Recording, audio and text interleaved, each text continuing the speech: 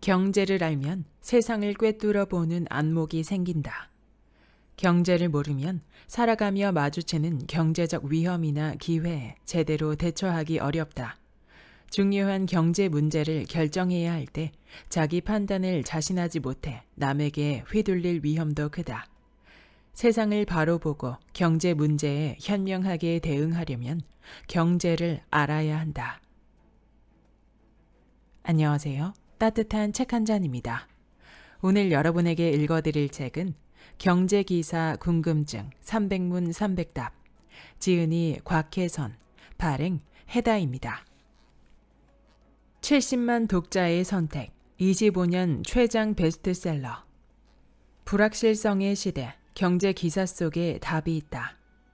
경제 상식은 더 이상 지식이 아니라 생존을 위한 필수 요소입니다. 그렇다면 어디서부터 어떻게 시작해야 이 어려운 경제 분야에 쉽게 다가갈 수 있을까요? 답은 경제 기사입니다. TV나 신문, 심지어 휴대폰만 열어도 매일매일 경제와 관련된 뉴스와 기사들이 쏟아집니다.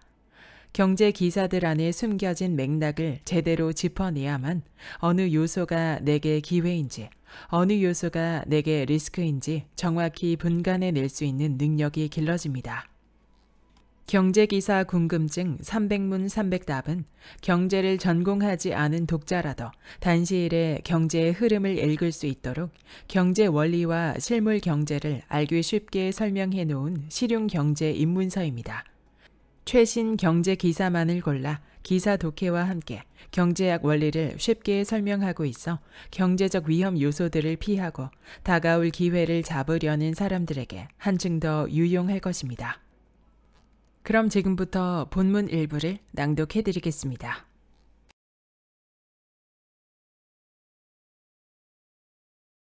경제, 어떻게 움직이나? 경제란 무엇인가? 사람이 살려면 여러 가지 욕망을 채워야 한다.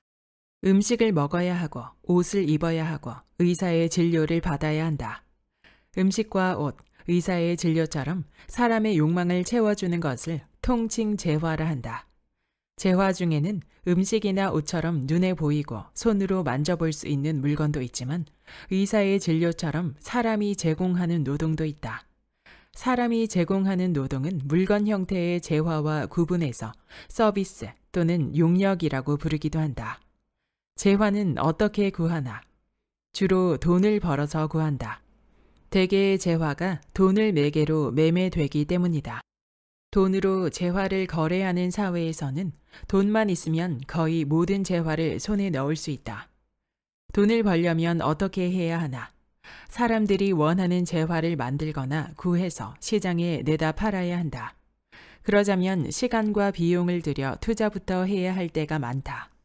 기업가라면 생산 설비를 갖추고 원료와 인력을 사들여 시장에서 매매될 수 있는 재화, 곧 상품을 생산해 내야 한다. 학생이라면 학비를 들여가며 실력을 양성해서 고용시장이 원하는 노동력을 갖춰야 한다. 사람들이 원료와 노동력을 사들이고 상품을 생산해 파는 사이 투자, 구매, 고용, 생산, 판매, 소비 활동이 벌어진다. 이렇게 사람들이 재화를 얻기 위해 벌이는 투자, 구매, 고용, 생산, 판매, 소비 활동을 묶어 경제라 한다.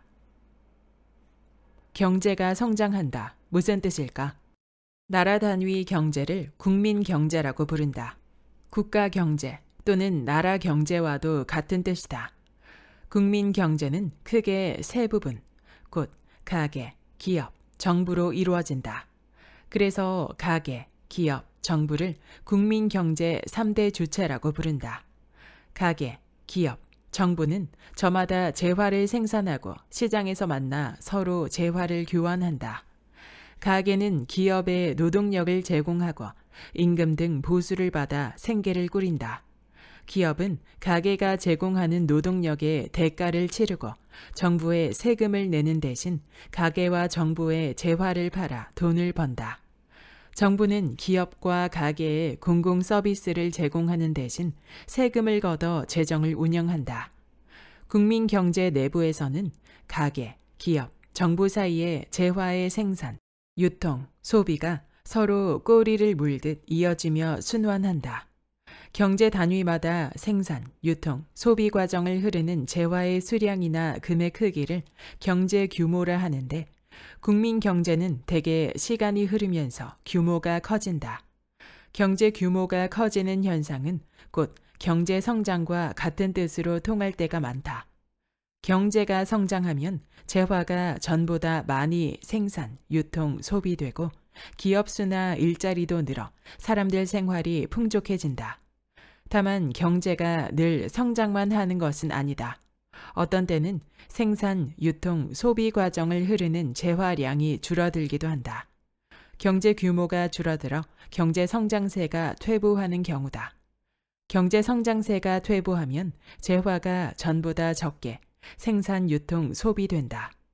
기업 수나 일자리도 줄고 실업자가 늘어난다. 아무래도 사람들 생활에 여유가 없어진다. 시장이 어떻게 경제를 움직이나? 자본주의 경제 체제를 움직이는 핵심 메커니즘은 시장이다. 시장이 경제를 운영하며 사회가 지닌 경제 자원을 적절한 자리에 알맞게 배분한다. 시장이 어떻게 경제를 운영하나? 가격이 열쇠다. 시장에서는 생산자, 판매자, 소비자가 저마다 자유의지로 만나 상품을 거래하고 그러는 과정에서 가격이 형성된다. 가격은 수요량이 공급량보다 많으면 오르고 공급량이 수요량보다 많으면 내린다. 따라서 가격은 수요량과 공급량이 서로 맞아 균형을 이룰 때까지 계속 움직인다. 자연히 수요량과 공급량이 서로 맞는 균형 가격이 정해지기 전까지 상품 수급은 불균형 상태에 놓이기 십상이다. 하지만 불균형은 오래가지 않는다. 수요자와 공급자 각자가 수시로 가격에 따른 득실을 따져 상품 수급을 조절하기 때문에 상품 수급은 결국 균형 가격을 찾아내 일치하게 마련이다. 이처럼 시장에서는 가격이 시장 참가자들로 하여금 거래 의사를 자율 조정케 해서 상품 수급 균형을 이뤄내고 상품 수급 균형을 통해 경제 자원을 최적 배분한다. 곧 사회의 경제 자원을 필요할 때 필요한 곳에 넘치지도 모자라지도 않게 공급한다. 시장 가격이 상품 수급을 자동 조절해 시장 경제를 움직이는 것이다. 가격이 시장을 움직이는 시장 경제 메커니즘은 근대 경제학의 아버지이자 자본주의 경제 이론의 창시자로 불리는 영국 사상가 애덤 스미스가 국부론에서 이론화했다. 애덤 스미스에 따르면 시장 참가자들은 다 사익을 추구하지만 시장이 경제 자원을 최적 배분하는 메커니즘을 통해 모두에게 득이 되는 사회 경제적 결과를 낳는다. 이처럼 시장 참가자들이 사익을 추구하는데도 결과적으로는 공익을 증진하게 만드는 시장 메커니즘을 애덤 스미스는 보이지 않는 손에 비유했다. 애덤 스미스 일의 보이지 않는 손은 시장 경제 운영 원리로 확고히 자리 잡았다. 그렇다고 완벽하다는 평가를 받지는 못한다. 시장 경제 역사상 시장 실패, 곧 시장이 자원의 수급 균형과 최적 배분에 실패하는 현상이 계속 나타났기 때문이다. 시장 실패란 무슨 얘기인가? 가령 경제 운영을 오로지 시장에 맡겨둔 도시가 있다고 해보자. 시민이 가로등을 원한다. 가로등 설치 역량이 있는 기업은 돈벌이가 안 된다며 관심이 없다. 가로등이 설 수 없을 것이다. 시장이 있지만 경제 자원의 수급 균형과 최적 배분에 실패하는 경우 곧 시장 실패다. 시장 실패가 거듭 나타나자 시장 경제에서는 시장 실패가 불가피한 부작용이라는 인식이 생겨났다. 정부 개입도 늘 성공하지는 못한다는 사실 역시 알게 됐다. 정부가 시장에 개입해서 자원의 수급 균형과 최적 배분에 실패하는 현상은 정부 실패라고 부른다.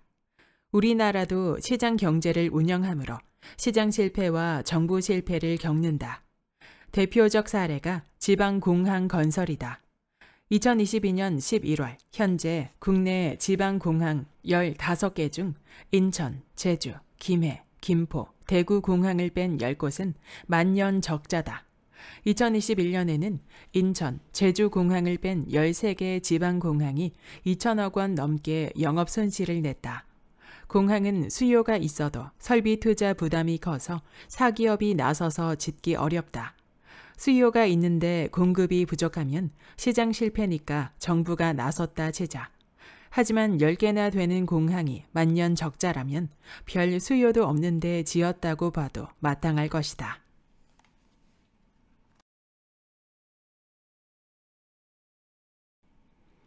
물가.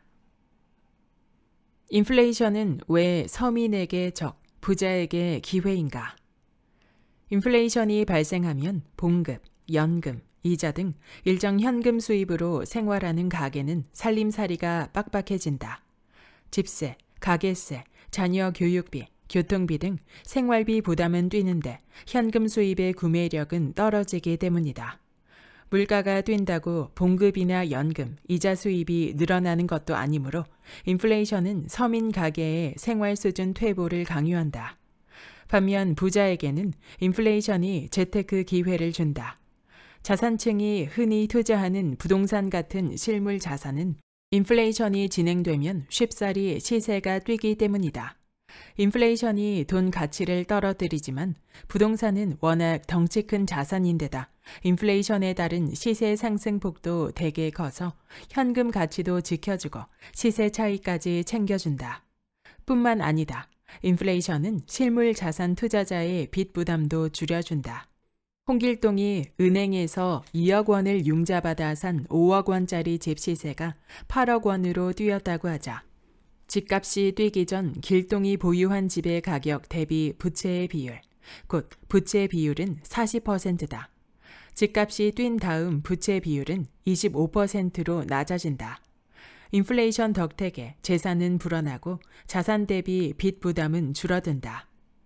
돈 가치를 떨어뜨리는 인플레이션이 재테크 호기가 될 수 있다는 사실은 아이러니인데 이런 이치를 모르는 사람은 적다. 실제로 인플레이션이 예견되거나 진행될 때면 재빨리 부동산에 목돈을 투자하는 부자가 많다. 그러나 서민 가게는 대개 남들 하는 부동산 투자를 보고만 있어야 한다. 목돈을 동원할 여유가 없기 때문이다.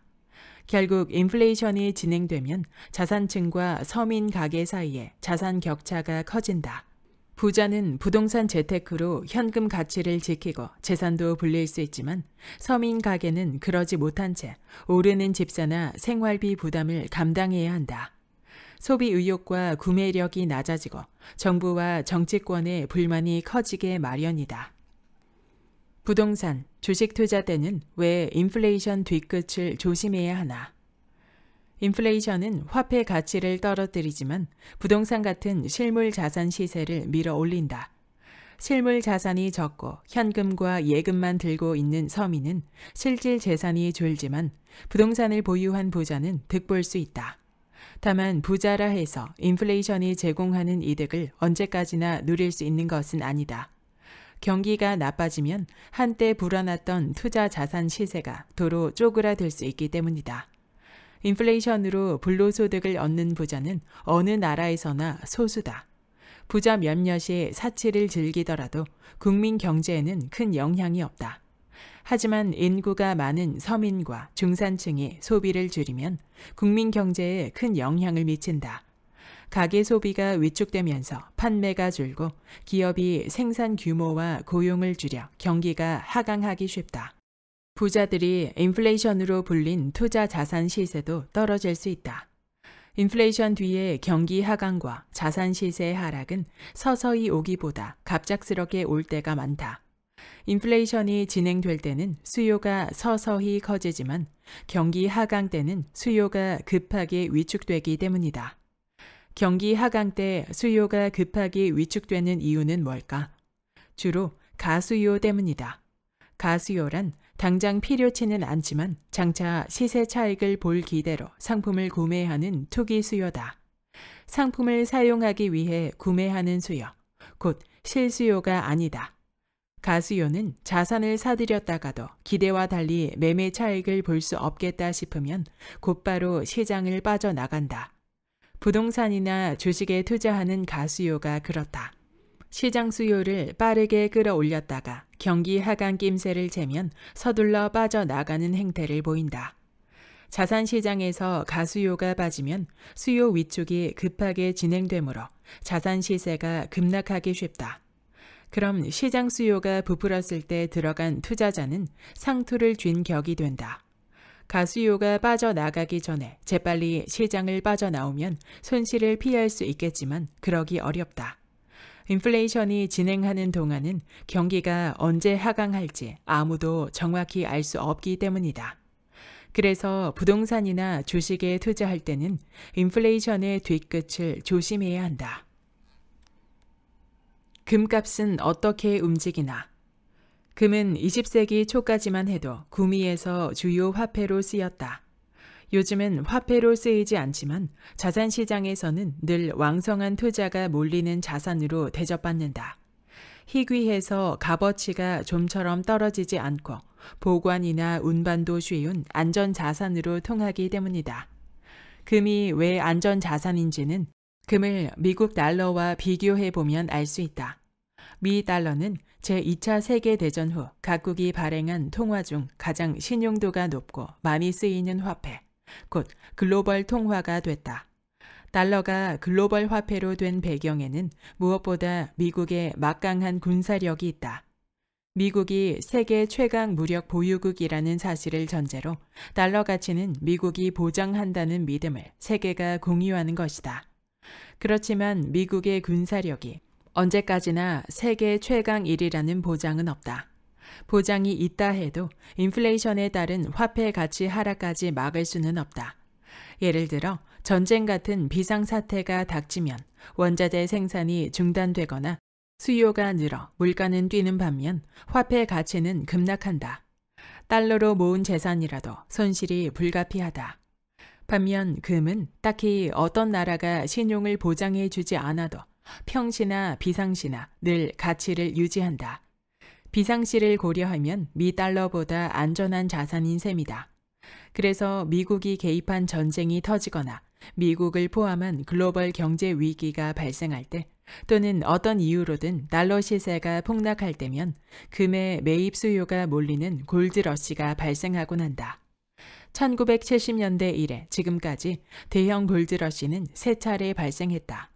글로벌 오일 쇼크가 발생한 1973년과 1979년, 미국발 글로벌 금융위기가 발생한 2008년 가을부터 2012년 말까지, 코로나 대유행이 일어난 2020년이다.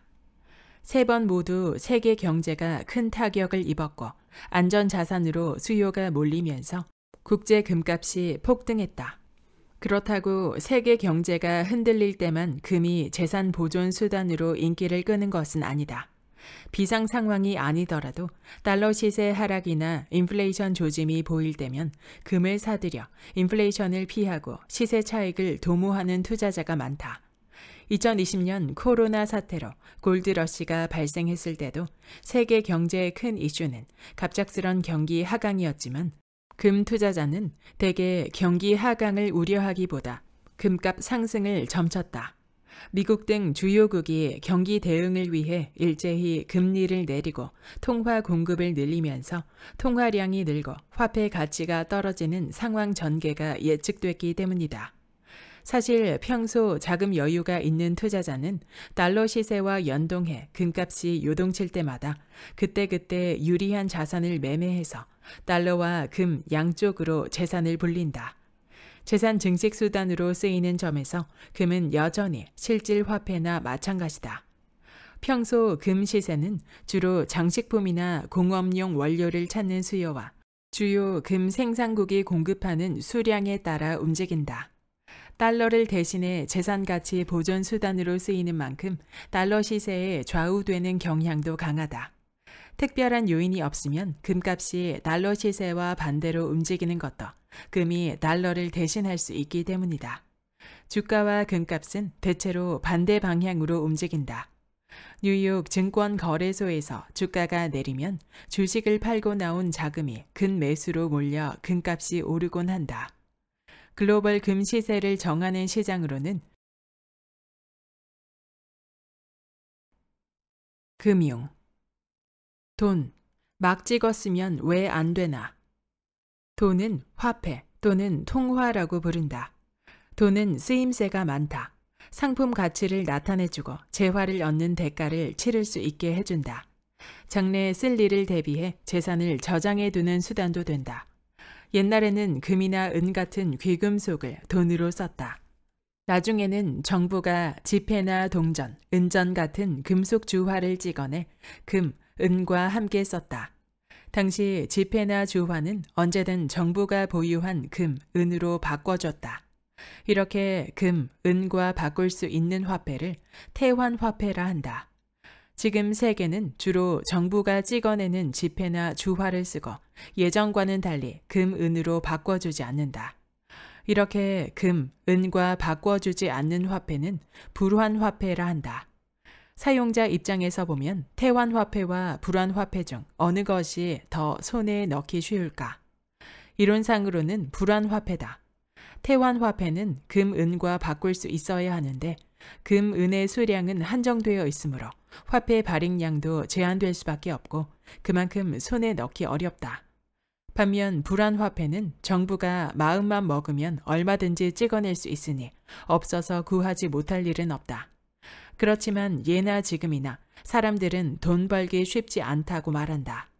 예전에는 돈 수량이 워낙 적어서 그랬을지도 모르지만 지금은 돈이 부족할 이유가 없다. 사람들이 돈을 구하기 어렵다면 정부가 마구 찍어서 나눠주면 되지 않을까? 그럴 수는 없다. 그럼 국민 경제에 당장 문제가 생기기 때문이다. 사람들이 돈을 원하는 이유는 여러 가지 재화를 손에 넣기 위해서인데 대부분의 재화는 수량이 한정되어 있다. 만약 돈을 마구 찍어 나눠준다면 시중에 놔두는 통화량이 크게 늘어날 것이다. 재화량에 비해 통화량이 많아지면 돈 가치가 떨어지고 물가가 뛴다. 심해지면 돈 가치가 떨어지고 물가는 오르는 현상, 곧 인플레이션이 발생한다. 인플레이션이 생기면 돈과 재화 사이 수급 불균형이 가속된다. 불균형이 극단으로 치달으면 예컨대 빵 한 개를 사는데 몇십만 원씩 들고 나중에는 돈이 있어도 아무것도 구하지 못하는 사태가 벌어질 수 있다. 사람들이 돈을 갖고도 생활 필수품조차 구하지 못할 정도가 되면 돈이 재구시를 못하는 셈이다. 돈을 매개로 돌아가던 경제는 멈춰설 수밖에 없다. 실제 현대 경제사에는 정부가 돈을 남발한 탓에 극심한 인플레이션이 발생해 나라 경제가 큰 난관에 빠진 사례가 많다.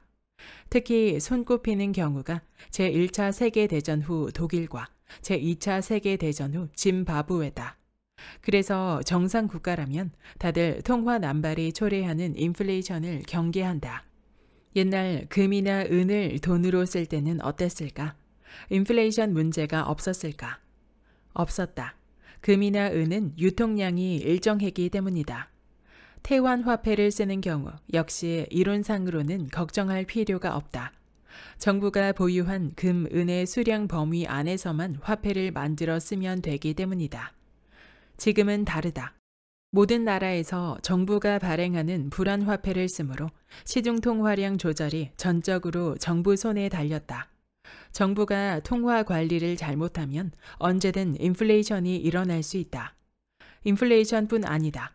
정부가 통화 관리를 잘못하면 디플레이션도 발생할 수 있다. 디플레이션은 재화 전반의 수요가 위축돼 물가가 하락하는 현상이다. 디플레이션이 생기면 판매, 생산, 투자, 고용이 꼬리를 물고 위축되므로 경제가 침체한다. 디플레이션이 발생하는 이유는 뭘까? 재화 생산이 과잉되거나 정부가 시중 통화량을 너무 줄인 탓에 시중 통화량이 재화량에 미치지 못해서다. 그렇다면 정부가 시중 통화량을 늘려 재화 수요를 부추기면 디플레이션에서 벗어날 수 있지 않을까? 그러기 어렵다. 디플레이션 때는 정부가 은행에 돈 공급을 늘려도 은행 대출 등으로 시중에 흘러 들어가는 통화가 잘 늘어나지 않기 때문이다. 디플레이션 때는 물가가 떨어지면서 돈 가치가 오르고 경기 침체로 대출금을 떼일 위험은 높아지므로 은행이 대출을 꺼린다. 기업과 가게도 투자를 줄이고 소비를 미루므로 은행 돈을 빌려 쓰지 않는다. 디플레이션이든 인플레이션이든 경기를 불황에 빠뜨리기는 마찬가지다. 금, 은이나 태환 화폐를 쓴다면 걱정할 필요 없지만 불안 화폐를 쓰는 지금 국가는 인플레이션과 디플레이션에 잘 대비해야 한다. 무엇보다 화폐 발행 권한을 쥔 정부가 시중 통화량을 수시로 잘 조절해서 돈 가치를 적정 수준으로 유지하는 게 중요하다. 금리 정책은 금융 흐름을 어떻게 바꾸나? 중앙은행이 통화 정책을 펼 때는 여러 가지 정책 수단을 쓰는데 그중 핵심은 기준금리 조정이다. 기준금리란 중앙은행이 통화정책 관점에서 금융시장에서 통용되는 금리 수준과 통화량을 고려해 결정하는 금리다. 중앙은행이 통화정책 견지에서 시중금융기관과 자금을 거래할 때 적용하는 금리의 기준이 된다. 정상적인 경우 기준금리는 시장금리보다 수준이 낮다. 그래서 중앙은행의 은행상대 대출금리도 시장금리보다 낮다. 은행에게는 중앙은행에서 시장금리보다 싼 비용으로 자금을 마련할 수 있는 특혜가 주어지는 셈이다. 은행은 예금이자와 대출이자의 차이를 수익으로 얻는데 값싼 중앙은행 자금을 시장금리로 대출하면 손쉽게 이익을 볼 수 있다. 당연히 중앙은행과의 자금 거래를 중시할 수밖에 없다. 중앙은행은 은행이 중앙은행과의 자금 거래를 중시하는 점을 통화 정책에 활용한다. 은행이 기업, 가계 상대로 거래하는 시장 금리를 특정 방향으로 유도하려는 정책 의지를 갖고 은행과 거래하는 금리의 수준을 조정하는 것이다. 가령 중앙은행이 은행 상대 대출 금리를 올린다 하자. 그럼 은행도 가계, 기업 상대 대출 금리를 올릴 수밖에 없다. 자금 조달 금리가 오르는데 운용 금리를 그대로 두면 영업이익이 줄어들기 때문이다. 은행이 대출 금리를 올리면 은행을 통해 시중으로 흘러 들어가는 통화량이 줄어든다. 금융시장에서는 수요에 비해 자금 공급이 적어지므로 시장 금리가 오른다. 거꾸로 중앙은행이 은행 상대 대출 금리를 내린다 하자. 그럼 은행도 고객 상대 대출 금리를 내릴 여유가 생긴다. 대출 금리가 싸지면 대출 수요가 늘어나고 은행은 대출을 많이 할수록 영업이익을 키울 수 있으니 대출 금리를 내리게 마련이다. 은행이 대출 금리를 내리면 은행을 통해 시중으로 흘러 들어가는 통화량이 늘어난다. 금융시장에서는 공급이 많아지므로 시장금리가 하락 압력을 받는다. 요컨대 중앙은행이 기준금리를 조정하면 시장금리도 기준금리를 따라 움직이게 돼 있다. 중앙은행 기준금리가 시장금리의 기준이나 방향타 역할을 하는 셈이다. 그래서 기준금리를 표준금리라고도 부른다. 정책 견지에서 결정하는 금리라는 점에서 성격이 비슷한 다른 금리와 함께 묶어 정책금리나 공금리 범주에 넣는다. 기준금리 조정은 중앙은행이 통화정책 차원에서 은행 상대 거래 금리를 직접 조정하는 것과 한데 묶어 금리 정책이라고 부른다. 경기 대책으로 시행하는 금리 정책은 경기 상황에 따라 방향이 달라진다. 시중 통화량이 수요에 비해 너무 많고 경기가 과열됐을 때는 중앙은행이 기준금리를 올린다. 시장 금리 상승, 자금 수요 축소, 통화량 축소를 유도해 기업 투자가 둔화되게 함으로써 경기를 진정시키려는 뜻이다. 반대로 경기가 침체되었다고 판단될 때는 중앙은행이 기준금리를 내린다. 시장 금리 하락, 자금 수요 증가, 통화량 증가를 유도해 기업 투자를 활성화함으로써 경기를 살리려는 뜻이다. 부동산과 주식, 저금리 때는 어느 쪽이 낫나?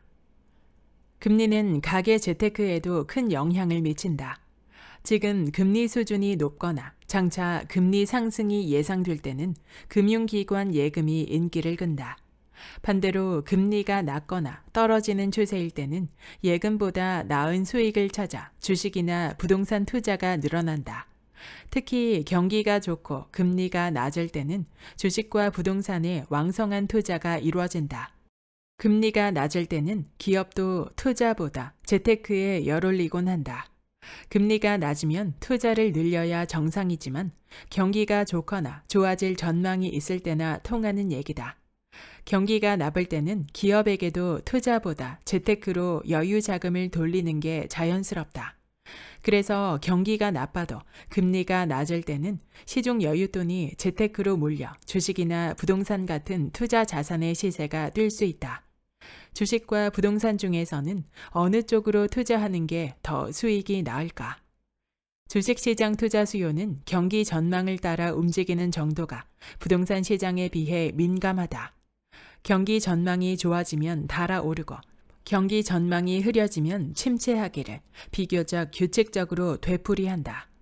경기가 지금은 나빠도 장차 좋아진다는 전망만 생기면 쉽사리 수요가 몰리므로 경기 전망을 따라 날쌔게 시장을 들고 날 수 있느냐가 투자 성패를 좌우한다. 경기가 좋아진다 싶으면 즉시 투자를 시작하고 경기가 흐려진다 싶으면 서둘러 발을 빼야 한다. 우리나라 시장을 예로 들어보자. 2000년 들어 우리 경제는 해외 경기 침체로 수출이 부진해져 경기가 급냉했다. 주가도 급락했다. 한국은행은 추락하는 경기를 떠받치느라 정책 금리를 낮게 유지했다. 그러는 사이 하반기에는 수출 경기가 살아나리라는 전망이 나왔다.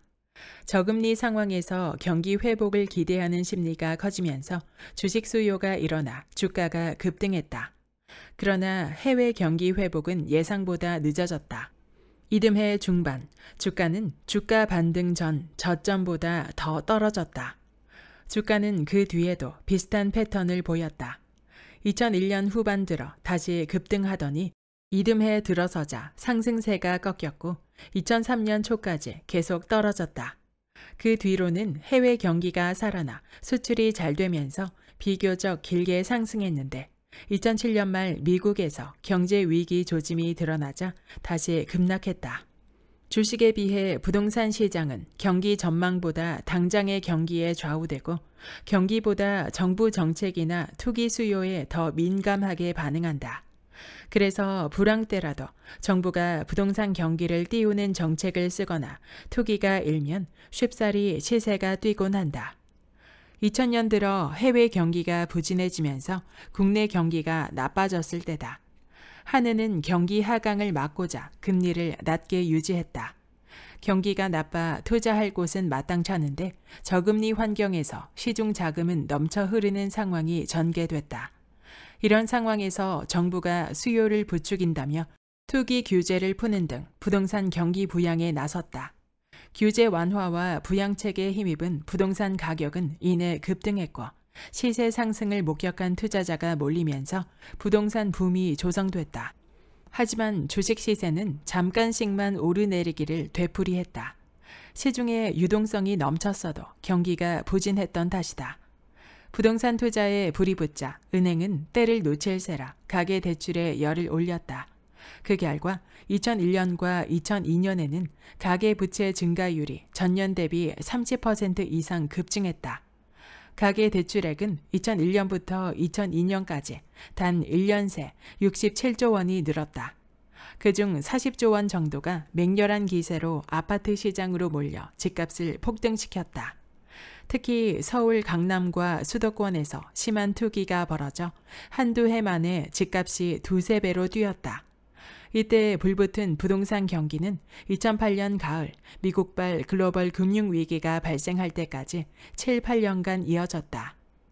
2008년 미국발 글로벌 금융위기 뒤 부동산 경기는 실물 경기와 더불어 한동안 침체했다. 그러나 2013년 박근혜 정부가 건설 경기를 띄우고 대출 규제를 완화하자 부활했다. 실물 경기는 매우 나빴지만 정부가 부동산 경기를 부양하자 전국에서 투기가 일어 부동산 시세를 올렸다. 박근혜 정부가 불붙인 부동산 투기 열풍은 후임 정권의 골칫거리가 됐다. 2017년 출범한 문재인 정부가 투기 억제에 나섰지만 투기 열풍은 저금리와 넘치는 유동성을 배경으로 실수요를 더하며 거세졌다. 투기 수요에 실수요가 따라붙어 집값이 오르는 상황을 진정시키려면 무엇보다 수요가 몰리는 도심 요지에 질 좋은 민간 주택이 늘어나야 했다. 부동산 공급은 쉽사리 늘릴 수 없지만 늘어난다는 시그널이 확실하기만 해도 투기 진정 효과를 낼 수 있다. 하지만 문 정부는 다주택자를 겨냥한 투기 수요 억제만 고집하고 공급 대책을 외면했다. 결과는 대실패로 끝나 전국 집값이 역대 최고 수준으로 치솟았다. 문정부의 실패를 통해 부동산 시장에서는 정부 정책이 경기를 띄우기는 쉬워도 화랑을 진정시키기는 어렵다는 사실이 확인됐다.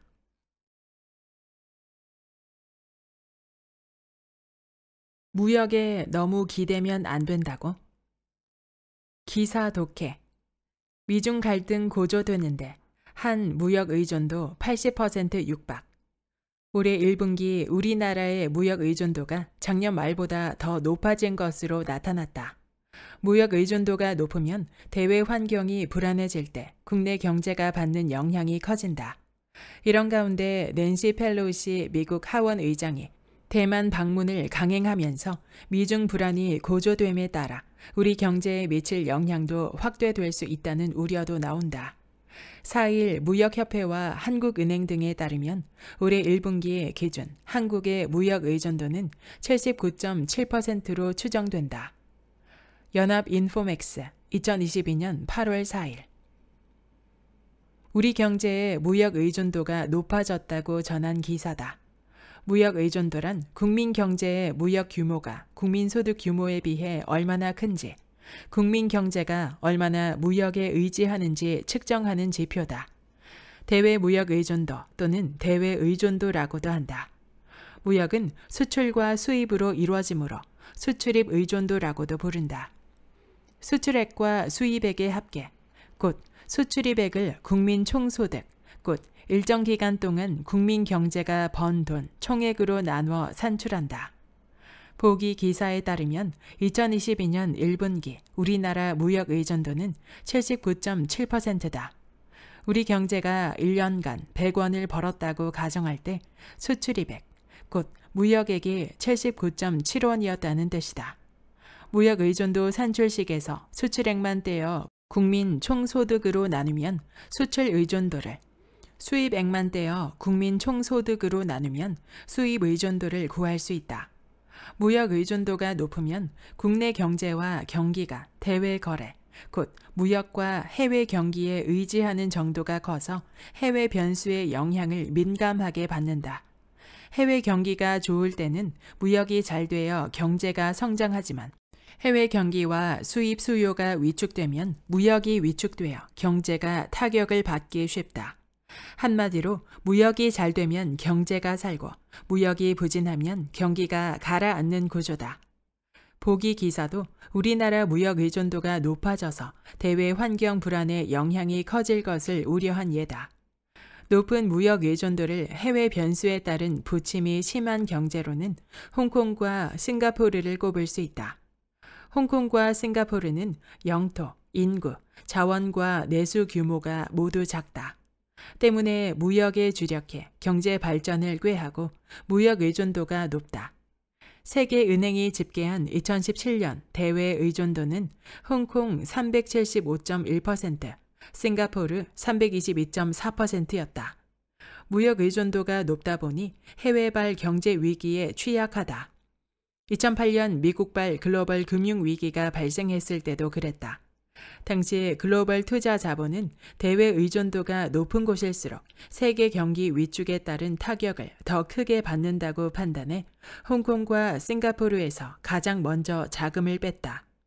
외국인 투자가 빠져나가자 주가가 폭락하고 환율이 폭등해 홍콩과 싱가포르 경제는 큰 타격을 입었다. 홍콩이나 싱가포르 수준은 아니지만 우리나라도 전통적으로 무역 의존도가 높은 경제다. 세계은행에 따르면 2021년 기준으로 주요 20개국 중 우리나라보다 무역 의존도가 높은 나라는 네덜란드, 독일, 멕시코뿐이다. 한국 경제는 흔히 소규모 개방 경제로 분류된다. 개방 경제란 개방 경제 체제, 곧 해외에 자국 시장을 열고 대외 거래를 하는 국민 경제를 말한다. 경제 규모에 비하면 내수 시장이 크지 않아서 소규모 개방 경제인데 무역 의존도는 높기 때문에 해외발 경제 불안이 발생하면 이내 영향을 받는다. 홍콩, 싱가포르 경제가 크게 흔들린 2008년에는 우리도 위기가 닥칠까봐 정부와 민간 모두 전전긍긍했다. 요컨대 무역에 너무 의존하는 경제를 만들면 좋지 않다. 그렇다고 무역 의존도가 낮은 게 경제에 좋은가 하면 꼭 그렇다고 말할 수 없다.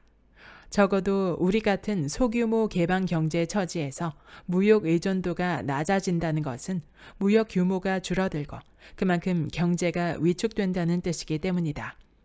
무역 의존도가 높아도 문제, 낮아도 문제라면 어떻게 해야 좋단 말인가? 무역을 활발하게 하면서도 내수 시장을 키워 무역 의존도를 너무 높지 않게 관리하는 게 바람직하다. 무역 의존도가 높은 경제에서 내수가 커지면 국민 소득이 커지고 그만큼 무역 의존도가 낮아져서 경제 구조에 균형을 더할 수 있기 때문이다. 무역이 활발하면서도 내수 규모가 외수 못지않게 커서 무역 의존도가 낮은 구조를 갖춘 경우로는 미국 경제를 들 수 있다. 미국은 무역 규모도 크지만 영토가 넓고 인구와 자원이 많은 덕에 내수만으로도 경제를 안정되게 꾸릴 수 있을 정도로 내수 규모가 커서 무역 의존도가 낮다. 일본과 중국도 무역 규모가 큰데 무역 의존도가 낮은 예다. 일본은 미국에 비해 영토, 인구, 자원 모두 규모가 작지만 내수 시장 규모가 크다. 중국은 1990년대 초 시장 경제 개발기에 내수 시장이 작은 상태에서 무역에 치중해 무역 의존도가 급등했는데 이후 경제가 발전하면서 내수 시장이 부쩍 커져 무역 의존도가 낮아졌다. 1990년대 10%대에서 출발한 중국의 무역 의존도는 2006년 36%로 정점을 찍고 급감해서 2016년 19.7%로 내려앉았다. 미국, 중국, 일본처럼 무역 규모가 크면서도 무역 의존도가 낮은 경제는 해외 경기보다 국내 경기에 더 많이 의지할 수 있다. 풍부한 내수를 발판으로 삼고 해외 경기 영향을 덜 타면서 경제를 안정되게 성장시키기도 쉽다. 탄탄한 내수가 수출과 균형을 맞추면서 무역과 경제의 지속 성장을 가능케 하는 기반이 되는 셈이다. 여기까지 경제기사 궁금증 300문 300답의 본문 일부였습니다. 이 책의 저자 곽혜선님은 경제교육연구소 소장이자 경제 전문가로서 독자들이 쉽게 읽을 수 있는 실용 경제 서적을 다수 집필했습니다. 이 책은 1998년 초판 발행 후 25년 넘게 꾸준히 업데이트를 하며 증복판 발행을 이어왔고 경제 분야 최장기 베스트셀러로 자리 잡았습니다. 저도 이 책을 서점에서 많이 봤던 기억이 있는데요. 이번에 직접 읽으면서 그 명성을 실감할 수 있었습니다. 이 책은 경제 원리를 현실에 맞게 쉽고 명확하게 풀어냈기에 여러 대학과 기업, 학습 동아리 교재로도 많이 사용된다고 하는데요. 경제에 대해서 아는 부분이 많지 않은 사람도 첫 개념부터 잘 잡아나가며 이해하기 쉽게 설명이 잘 되어 있어서 좋았습니다.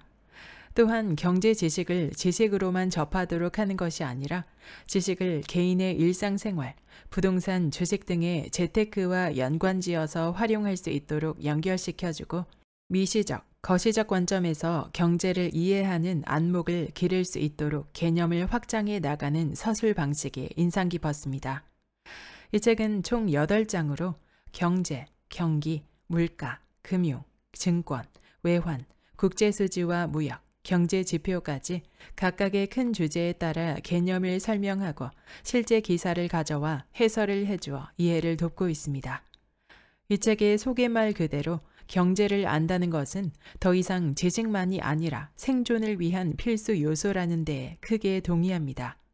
저 역시 몇 년 전까지만 해도 금융 지식을 포함해서 경제에 대해서 아는 부분이 극히 적었고 알고 싶다는 동기도 딱히 없었습니다. 하지만 어떤 계기로 인해 제 삶의 목표를 새롭게 설정하고 경제적 자유와 내면의 풍요로움을 향해 달려나가면서 경제에 대한 지식과 안목을 넓혀 나가다 보니 삶이 더욱 확장되는 경험을 하게 되었고 경제 공부는 필수 요소라는 것을 실감하게 되었습니다. 제 주변에도 경제 공부는 어렵고 머리 아프다고 말하는 지인들이 많은데요. 어렵지 않게 배울 수 있다는 것을 이 책이 보여주고 있다는 생각이 들었습니다. 불확실성의 시대에 삶을 더욱 확장해가는 경제 공부. 앞으로도 저와 함께 해 나가시면 어떨까요? 구독과 좋아요와 댓글은 큰 힘이 됩니다. 다음 영상에서 만나요.